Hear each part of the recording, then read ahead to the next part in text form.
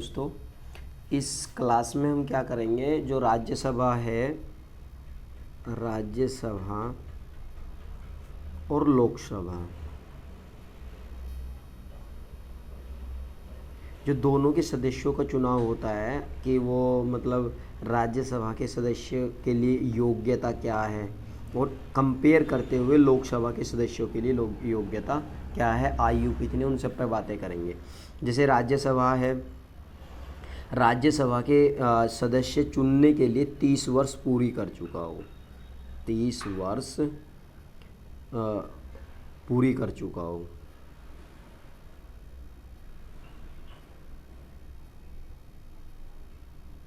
और लोकसभा का इसमें क्या हो जाएगा, यहाँ आपका 25 वर्ष पूरी कर चुका हो।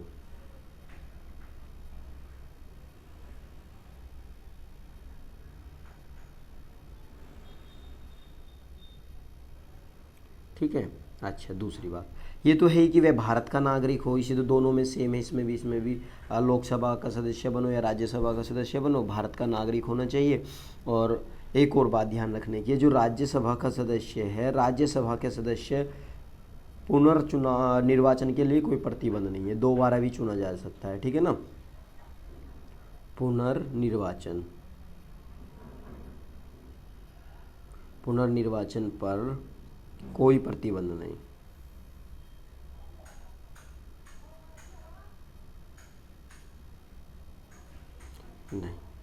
ठीक है। अच्छा, कुछ इसमें एक और पॉइंट है, जो पॉइंट क्या है कि जो संसद विधियाँ बनाएंगी उसके लिए वे भी लागू होंगी, कि भाई अलग से संसद ने रूल बना दिया कि राज्यसभा का सदस्य चुनने के लिए ये। और एक और दूसरी बात कि राज्यसभा सदस्य बनने के लिए आपको 10 विधानसभा सदस्य आपके प्रस्तावक हो। जो ये मान ले 10 विधानसभा सदस्य जो हैं ये प्रस्तावक की नीड होती है आपको, ठीक है। एक ये हुआ। लोकसभा के लिए तो आपको क्या है, लोकसभा का चुनाव तो सीधे सीधे जनता द्वारा चुना जाता है। आपने चुनाव भर दिया, पार्टी का नाम नॉमिनेट ही हो गया, निर्दलीय हो या कैसे भी हो आप, वो सब आपका प्रचार होगा, फिर फार्म भर के अपना वोटिंग होगी, आप जीत जाओगे। तो लोकसभा तो ये हो गया। और राज्यसभा का आपका सदस्य क्या हुआ, ये 10 प्रस्तावक होंगे। 10 प्रस्तावक हो कहाँ से, विधानसभा प्रस्तावक, वो आपका प्रस्ताव करेंगे। ये 3-4 कंडीशन है।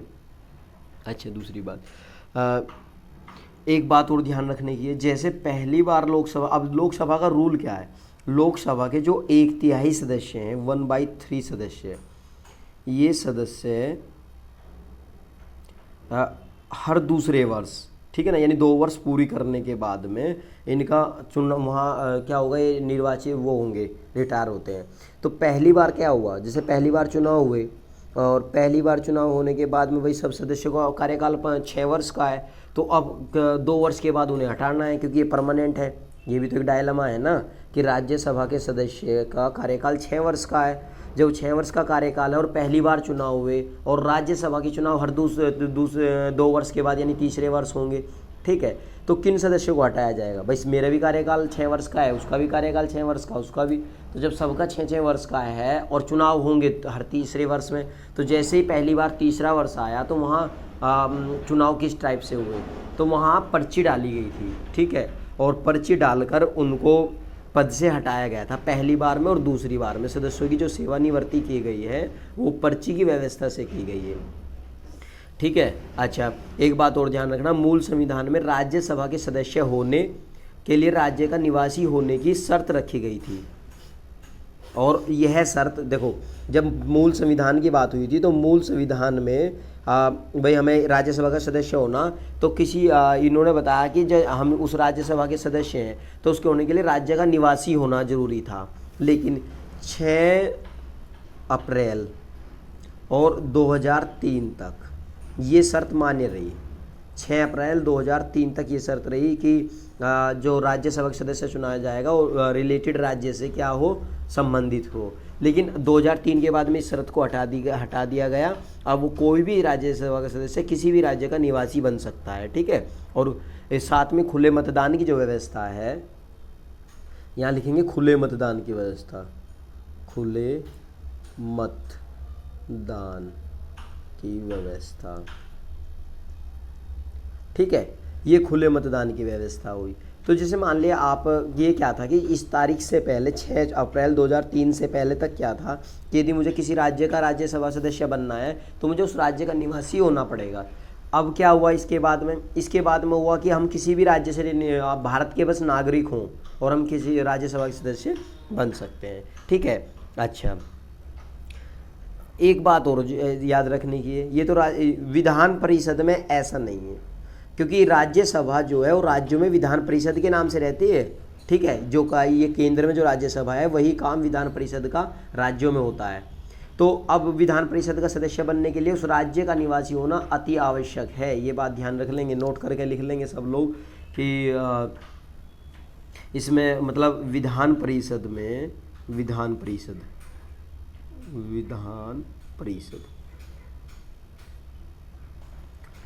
विधान परिषद का सदस्य बनने के लिए राज्य का निवासी होना आवश्यक है।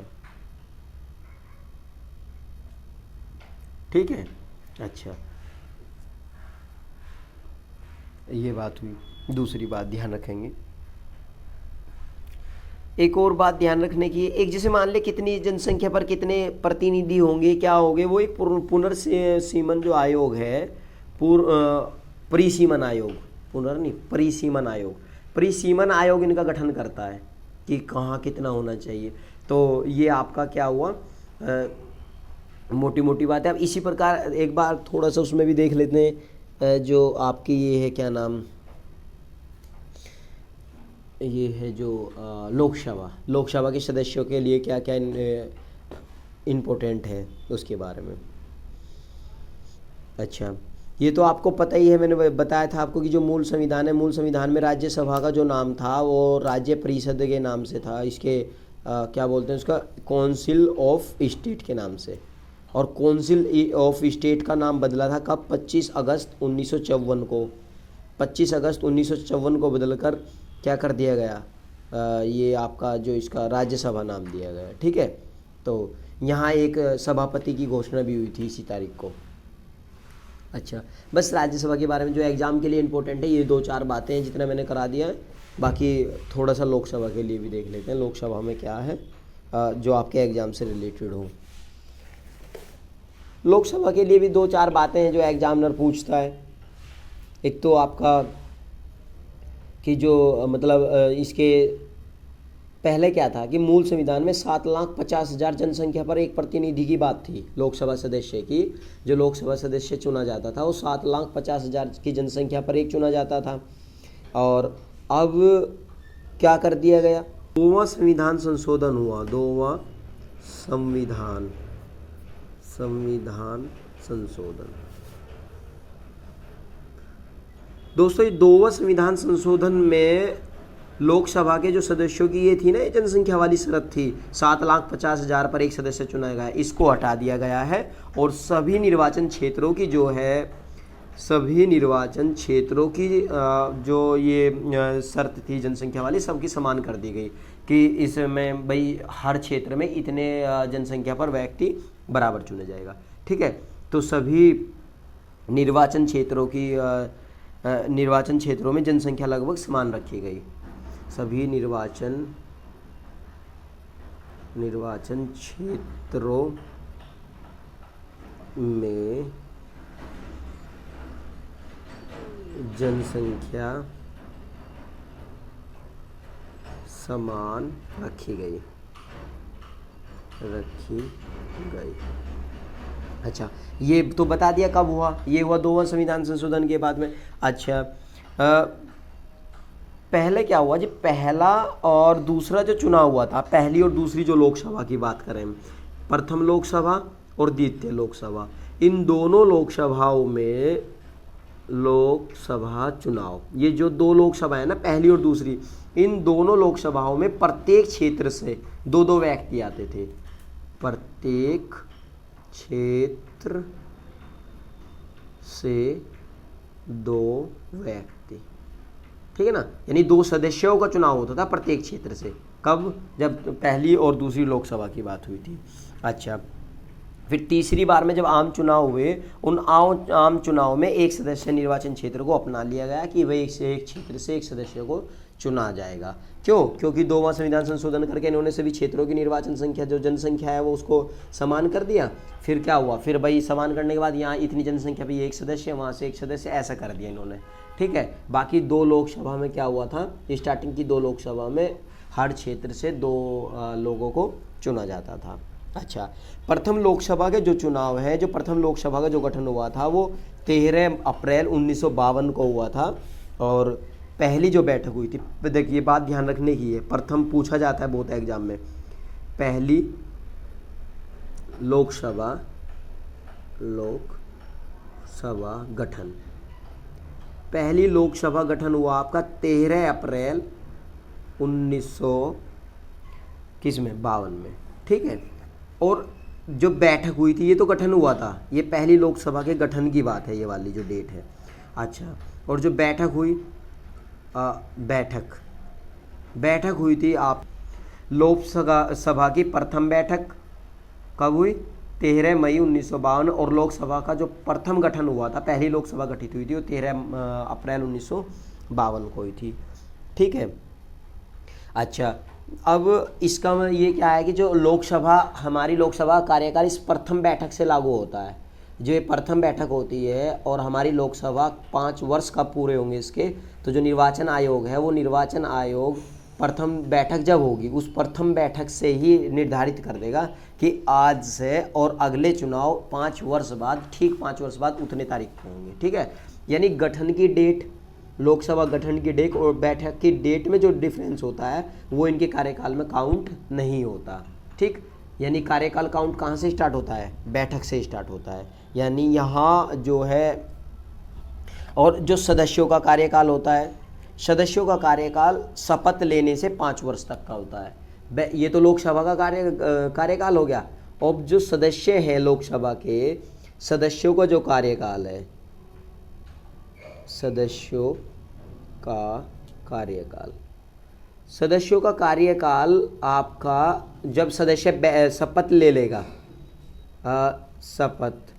जब सदस्य शपथ ले लेगा तो सदस्यों के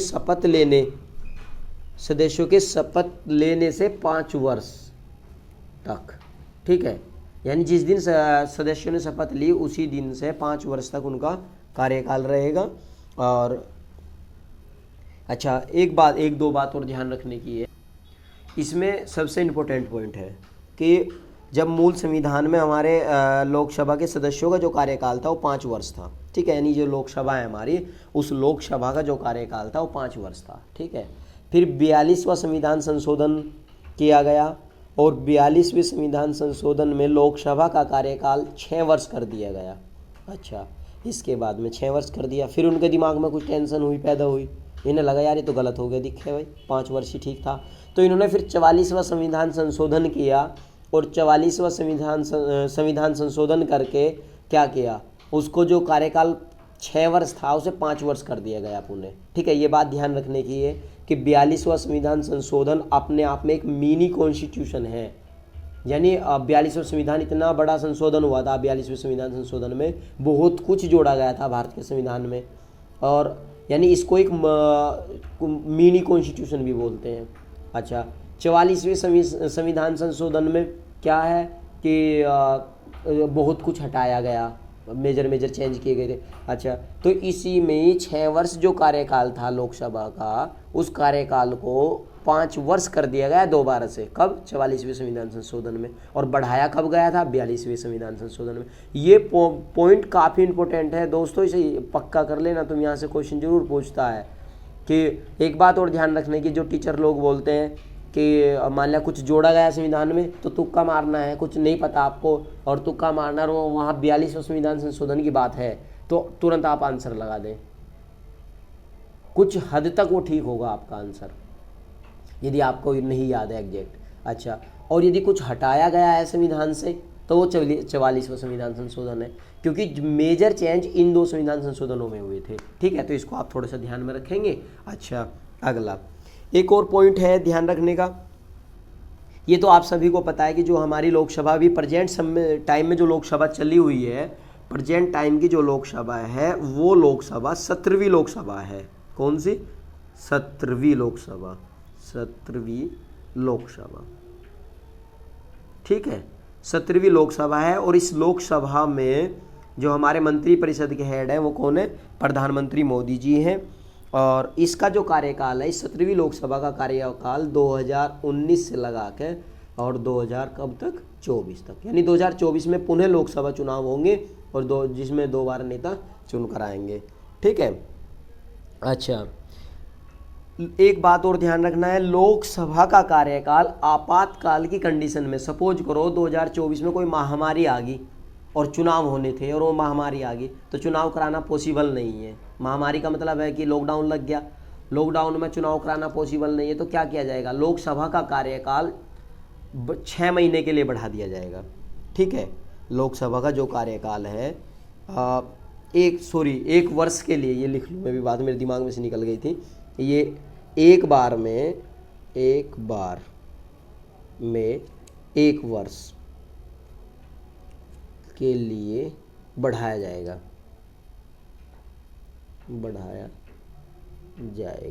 ठीक है। अच्छा, यानी लोकसभा का कार्यकाल यदि चुनाव कराना पॉसिबल नहीं है और आपका आपातकाल है, आपातकाल कौन सा? राष्ट्रीय आपातकाल। राष्ट्रीय आपातकाल किसके तहत लगाया जाता है? राष्ट्रीय आपातकाल आपका अनुच्छेद 352 के तहत लगाया जाता है। अनुच्छेद 352 में राष्ट्रीय आपातकाल की बात करता है। और ये जब आर्टिकल 352 लागू होता है तब लोकसभा चुनाव नहीं कराए जा सकते, और नहीं कराए जा सकते तो लोकसभा की अवधि को 1 वर्ष के लिए बढ़ा दिया जाता है। और जब 1 वर्ष के लिए बढ़ा दिया जाता है तो फिर अगले मतलब उसके बाद में फिर चुनाव कराने की व्यवस्था देखेंगे कि कराई जाएगी। ऐसा अभी तक केवल व्यवहार में 1 बार हुआ है, जब 1971 में इमरजेंसी लगी थी, शायद इंदिरा गांधी जी की सरकार थी, यानी ऐसा अभी 1 बार हुआ है। किसी एग्जाम में पूछ सकता है कि ऐसा कभी हुआ है? हाँ, तो ऐसा 1971 में जब इमरजेंसी थी, शायद इंदिरा जी का उस टाइम कार्यकाल था, तो वहाँ 1 बार किया गया था। ऐसा 1971 में किया गया था, ठीक है। ध्यान रख लेंगे दोस्तों, इतना मैंने समझा दिया है ये बातें कि 1 बार ये हुआ है, कब? जब ये 1971 में इमरजेंसी लगी हुई थी। उस टाइम 5वीं लोकसभा का कार्यकाल बढ़ाया गया था। कौन सी?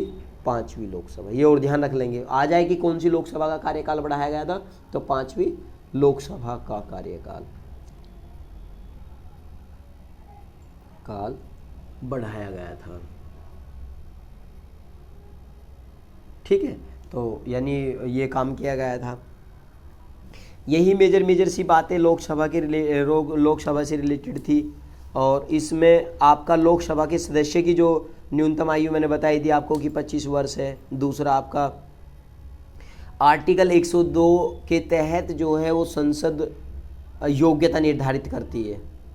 जो लोकसभा की योग्यता है वो आर्टिकल 102 के तहत निर्धारित की जाती है। आर्टिकल 102 ध्यान रखेंगे, वो ध्यान से आप। अच्छा, और तो कुछ खास इसमें है नहीं। इसमें तो ये जनप्रतिनिधि होता है, जनप्रतिनिधि कानून के तहत इस पर रूल रेगुलेशन लागू होता है, जनता इसको चुनकर भेजती है। इसकी सदस्य की जो समाप्ति है वो राष्ट्रपति द्वारा की जा सकती है। यदि मान लिया लोकसभा को सदस्य की समाप्ति करनी या इस्तीफा देना है, लोकसभा का इस्तीफा जो है वो स्पीकर, जैसे मान लिया कोई सदस्य लोकसभा का सदस्य है और वो अपना इस्तीफा देता है तो इस्तीफा स्पीकर को देगा। जो लोकसभा स्पीकर होता है उसे वो अपना इस्तीफा दे देगा। अच्छा, और यदि इसकी सदस्य की समाप्ति करनी है, इसकी सदस्य की समाप्ति की यदि बात करनी है तो उन बातों को आपका कौन है, ये जो राष्ट्रपति जी है, ये इसका सदस्यता की समाप्ति कर सकता है। अच्छा, लोकसभा में कोई भी व्यक्ति एक बार में 2 जगह से चुनाव लड़ सकता है, अधिकतम 2 जगह से, ठीक है। तो अब मान लिया लोकसभा चुनाव की अधिसूचना की बात करें तो निर्वाचन आयोग जो है वो निर्वाचन तिथि को तय करता है। इन सब की अधिसूचना राष्ट्रपति को दी जाती है। अच्छा, और ये फिर अन्य पहलू का भी निर्धारण करना ये निर्वाचन आयोग का काम है जब लोकसभा चुनाव होते हैं। और एक बात और ध्यान रखने की बात है कि जब अधिसूचना जारी हो जाती है, जिस तारीख को अधिसूचना जारी हो जाती है उसी तारीख को चुनाव आचार संहिता लागू हो जाती है। ठीक है, तुमने सुना होगा कि ये बस्ते से इनके रखे जाते हैं, इनकी पावर ख़त्म हो जाती है। जो नेता लोग होते हैं जो उस टाइम कार्यपालिका में होते हैं, उनकी वैल्यू ख़त्म हो जाती है उस टाइम। अच्छा, एक बात और ध्यान रखना है, जो ये चुनाव आचार संहिता है, ये चुनाव आचार संहिता कानूनी नहीं होती बल्कि नैतिक होती है। ठीक है ना, इसको एथिकली फोर्स किया जाता है, ये आपका कानूनी नहीं होती चुनाव आचार संहिता। ठीक है। अच्छा, और तो कुछ खास बात इसमें है नहीं, बाकी अगली वीडियो में कवर करेंगे, क्योंकि ज़्यादा बड़ी वीडियो पॉसिबल नहीं है, उतना ज़्यादा बड़ा फिर देखने में थोड़ा बोरिंग सा लगता है, इसलिए आप छोटी छोटी वीडियो से इसे ज़्यादा से ज़्यादा शेयर करें तब तक। बाकी फिर अगली वीडियो में देखते हैं इससे आगे क्या पढ़ाना है।